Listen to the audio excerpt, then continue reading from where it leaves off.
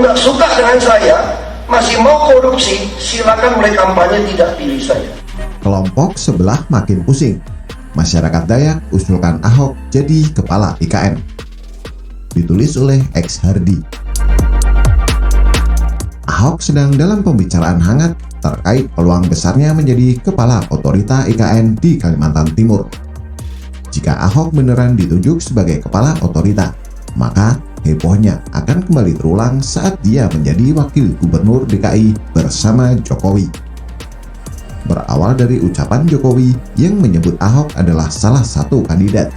Yang namanya kandidat ya memang banyak.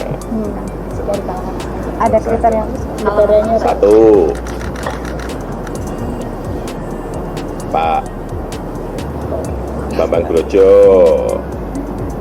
Dua, Pak Ahok. Tiga, Pak Tumiono. Empat, Pak siapa? Pak Aswar Anas. Cukup. Diikuti dengan PDIP yang juga menyodorkan nama Ahok sebagai calon kepala otorita. Sekarang, masyarakat suku Dayak juga mengusulkan Ahok sebagai kepala otorita. Basuki Cahayapurnama diusulkan menjadi kepala Badan Otorita Ibu Kota Negara Nusantara.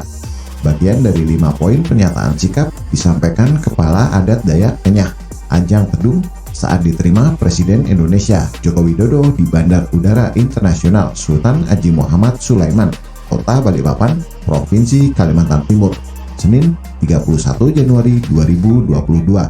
Kata Pendeta Dr. Abriantius MA, pengurus Dayak International Organization, perwakilan Provinsi Kalimantan Timur dari Balikpapan.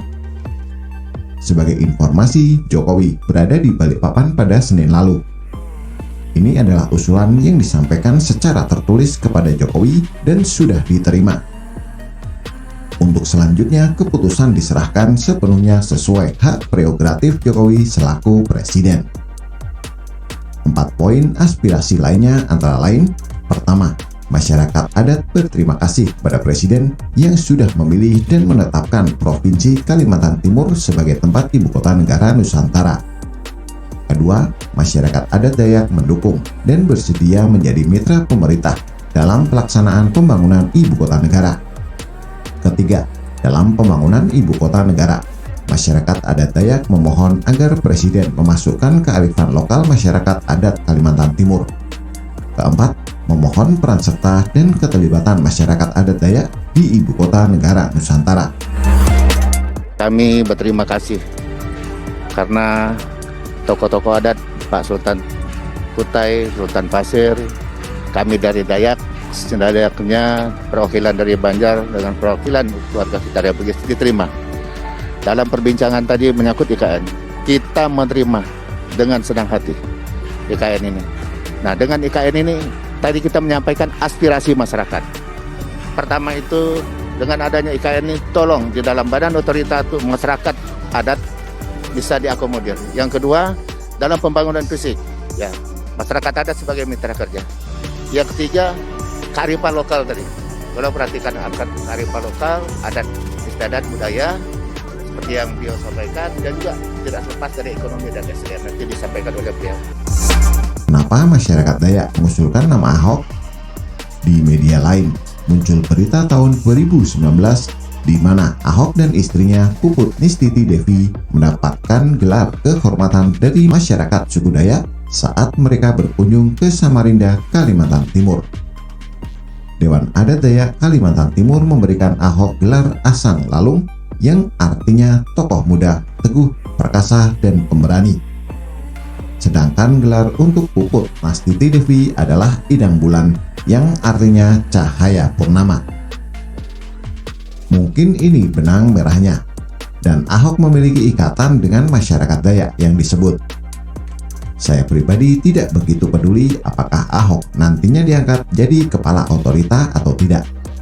Saya percaya Jokowi akan memilih yang terbaik dan paling pas. Meskipun begitu, saya bakal teriak kalau Ahok yang diangkat.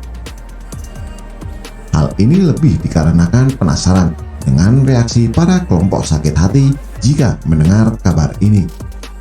Momen ini pasti akan sangat epik. Jika masyarakat di sana sudah mendukung Ahok, maka kelompok sebelah bakal tak berdaya meskipun teriak sekencang apapun. Ini ibarat pukulan telak entah yang kena kesekian kalinya. Sudahlah, IKN lanjut terus. Meskipun diserang oleh Edi Mulyadi yang bawa-bawa jin genderuwo dan kuntilanak, sekarang Ahok malah didukung. Ahok itu salah satu sumber alergi kelompok sebelah. Kalau sampai Ahok berhasil jadi kepala otorita, sekujur badan mereka pasti gatal-gatal selama bertahun-tahun.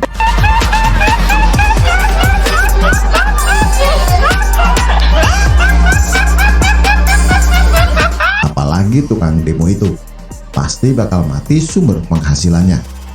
Tak bisa terbang ke sana dan demo seenak jidat karena pasti minimal akan dihadang dan disuruh putar balik.